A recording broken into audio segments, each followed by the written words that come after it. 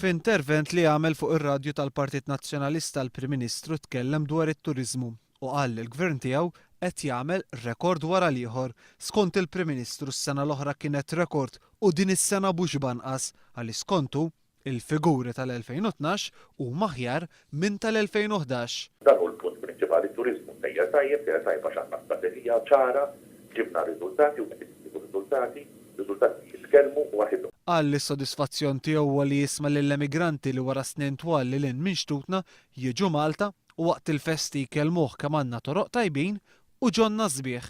Mort ħafna festi, taf xogħol il-kwantità ta' Maltin li ġew minn barra il-kelma tabiħa tagħhom hi kemm Malta kemm tara tisbaħ, kemm hawn proġetti, kemm hawn toroq iktar ġonna u playground u pjaċir tisma' tal-diskors. Fuq is-saħħa Lorenz Gonza qal li l-poplu Malti għandu jkun gburi bis-servizz li qed jagħtihom il-Gvern. Parti sostanzjali mill-intervent tiegħu kienet iddedikata biex jattakka lil Partit Laburista u lill-esponenti tiegħu. Fosthom huwa wasal biex qal lill Partit Laburista huwa tajjeb biss biex jilgħab il-poker. Kien għall-Partit Laburista tal-partit li jilgħab il-poker. B'reazzjoni għal dan il-Partit Laburista qal li jekk għal Gonzi PN il-politika hija logħba poker, l-unika li qed jiblaffja f'din il-logħba huwa Gonzi PN.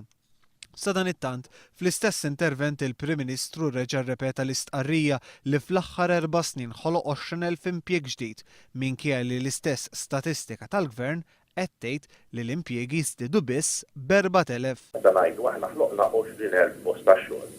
Il-Labor Party ma jistgħux jitmuha, ma jistgħux iniżdu għal ġogriżmejhom daw.